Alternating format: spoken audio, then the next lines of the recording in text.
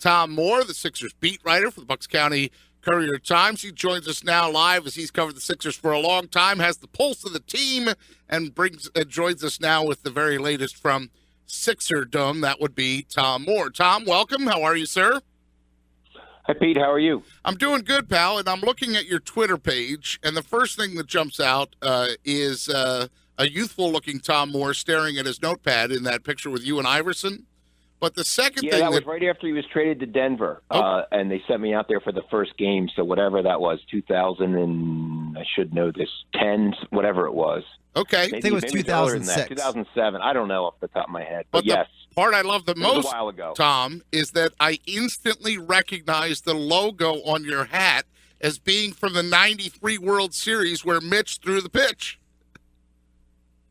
I guess it was. You know what? I was thinking it was the '83 World Series, but I didn't even look that close because they lost to the Orioles '83 World Series. But you're probably right. It probably was a '93 World Series. I just remember. Very astute, young man. Yes, I'm a keen observer of the minor details. You're a keen observer. Minutia. Right, the little stuff, and you're an observer of the big stuff. And the big stuff that people are talking about today is how could Joel Embiid not be voted a starter? I mean, come on, Tom Moore. What was your whole take on his campaign and his efforts to be voted as a starter and then ultimately fall just short?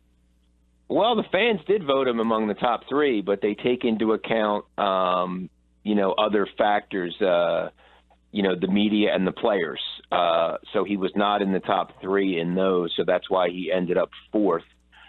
It's very difficult for a rookie to make it, and if it were the old days where there was two guards, two forwards in the center, he would have had a pretty good chance in the East. But I wasn't surprised. I didn't think he would make it. I thought maybe 35-40% chance. I thought just under 50-50, but I think he's got a better chance, maybe 60 or 65, to make it when they announce next Thursday night the reserves, because that's the coaches.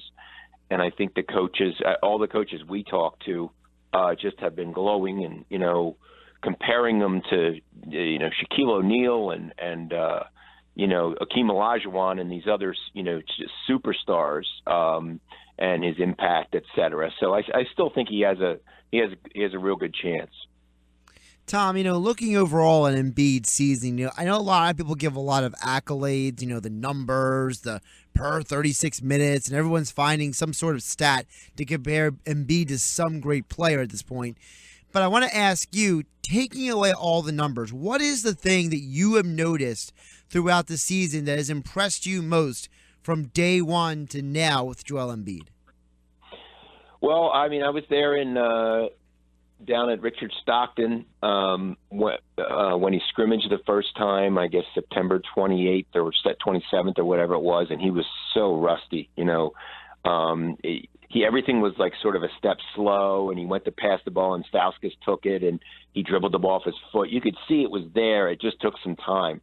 So it's just been a progression. But I guess just sort of his presence and his confidence, have just multiplied, over time, and seeing the impact he's had, not just at the defensive end, but, scoring the way he's scoring. I mean, he is on pace to be the first player since Ricky Pierce in 90-91 to average 20 points a game and play average fewer than 30 minutes a game. Because if you think about it, if anybody has that kind of impact, usually they play more. You either have to be a sixth man like Ricky Pierce was, a scorer off the bench, or somebody on a minutes restriction, which Embiid is. So that is pretty incredible. But I think what he does defensively is the most important thing. I think just having that presence and guys not going down the lane and settling for jump shots and so on makes the Sixers just a far better defensive team. Speaking of rookies, one of the things Brett Brown said recently was that he thinks that if Joel Embiid wasn't a rookie this year and he wasn't here, that he thinks Dario Saric would be in the conversation for Rookie of the Year. So I want to get your observations because I've been a huge Dario fan even when I was watching his grainy footage from Europe. I felt this guy was going to be a perfect fit for the way this city the way the city wants their players to play. And then you see him get those 2 blocks on back-to-back shots in the third quarter. You're seeing the kind of gritty, grinding kind of player that he is. And I want to know what your impressions are of him. Yeah, I think he kind of has been through some ups and downs early. If you think about it, he was going to be a backup power forward, and then September 30th, the last day of training camp, Simmons breaks his right foot. Now he's a starter. He starts through the preseason into the beginning of the regular season. Then Ilyasova arrives November 1st, and then pretty soon Ilyasova is the starter, and now he's coming off the bench again. So his role has really changed. But you're right, Josh, just in terms of the sort of grittiness, he does some things sort of in like TJ McConnell does, which Philly, I'm surprised it's taken Philly this long to really like TJ McConnell, because he does sort of mirror what the city, the whole blue-collar gritty thing. And I think Saric is that way too. And I think his shot will come. I think the question, he's definitely an NBA starter. He's an NBA rotation player. The question is he a starter long-term, or is he a sixth man, a guy off the bench? And I think that remains to be seen. But it also is not a very good year for rookies. I mean, Saric is second in scoring among rookies, and he's under 10. He's second in rebounds, 5.8. Brogdon from Milwaukee is having a really good year, but a lot of the guys they expect to do a lot. Well, obviously Simmons has been hurt. Ingram is coming along, but he's got a way to go. Buddy Hield, some of those other guys. It's going to take some time for those guys to develop. Tom Moore with us, Sixers beat reporter and columnist for the Bucks County Courier-Times, and we appreciate down here getting any reference to Richard Stockton, which is now University, so we appreciate you localizing your shout-out there as you remembered your memories from training camp. Of course, the one memory Sixers brass probably doesn't want to remember is Ben Simmons going down. That also took place at Stockton, and yet there are reports, we've seen video and glimpses of Simmons getting closer and closer, and I know this week that Brett Brown came out and real quickly poured water on any rumors of the fact that he might play in that national game on ESPN. But what's the latest of Ben Simmons that you could tell us? Yeah, social media went a little nuts after they moved that game, and they sort of put 2 and 2 together and thought, well, maybe that's when Simmons is going to make his debut, which, considering, we're under the impression he hasn't even played 2-on-2 yet, let alone 5-on-5 scrimmaging and all that. How could you project that he's not going to be sore or whatever?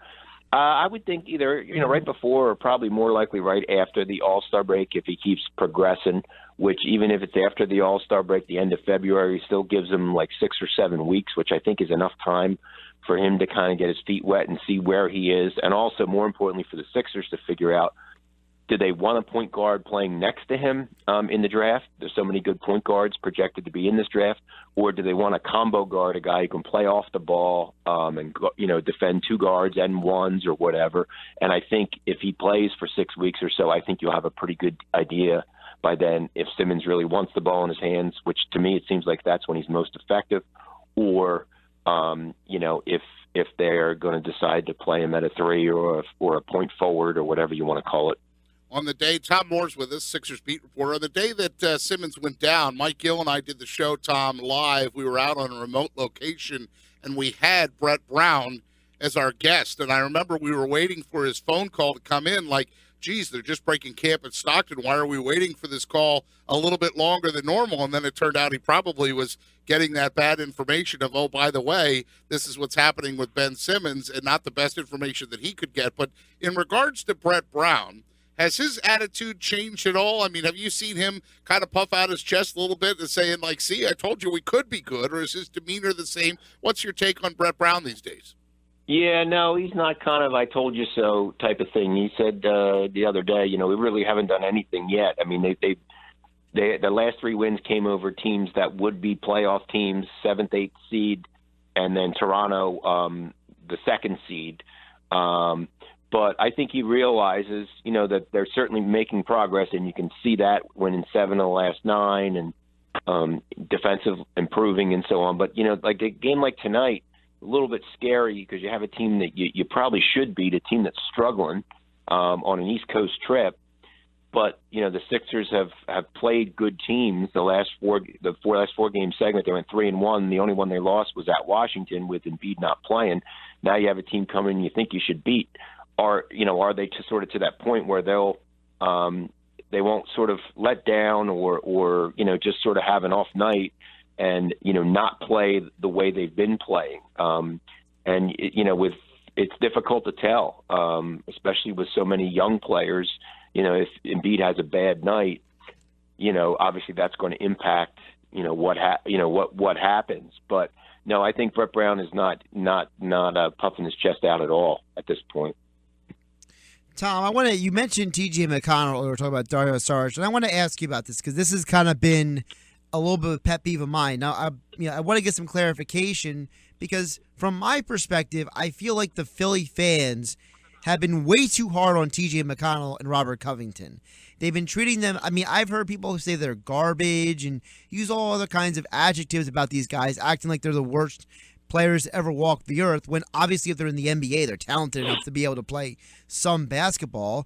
And I look at T.J. McConnell and Robert Covington as they're very good role players, and they complement Embiid in what the Sixers are trying to do. What is your perspective?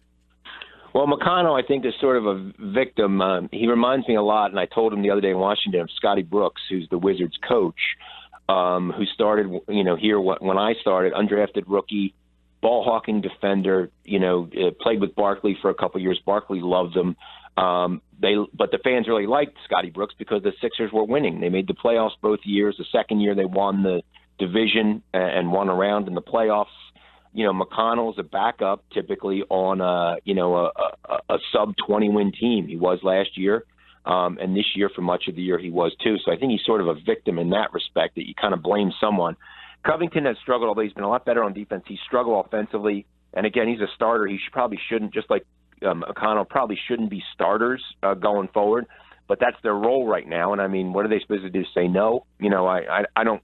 They're frustrated that he has not shot the ball as well as he did in the past, and certainly have let him know. I remember a couple weeks ago they booed on his first shot, which was a missed 3-pointer. As a matter of fact, that was the game where he made the game winner at the end, right, when they blew that 27-point lead against Minnesota, and then he hit that. And he was, I think, 1 for 9 or 1 for 10 from 3 in that game, and they booed him on the first 3 that he missed. So it could be personality. It's a number of, it could be any number of things with Philly fans. They're going to find if the team they think is underachieving or not doing well, they're going to find somebody to blame. It may not always be fair, but they're going to do it. Tom Moore with us, the Sixers beat reporter and columnist for the Bucks County Courier-Times. You can find him on Twitter at TMoore76ers, at TMoore76ers, TMOORE76ERS is how you spell that. And, of course, tonight, Sixers and the Trailblazers. That's a 7 o'clock tip at the center. You can hear that on 97.3 ESPN. I know they have a lot of back-to-backs coming up, too, Tom, so we'll see. We should see Embiid tonight, probably not tomorrow in Atlanta, but we get to listen to you here on our air when we call you as a guest, and we certainly appreciate having you with us. Thanks so much, bud. Sure, anytime, guys. Thanks a lot.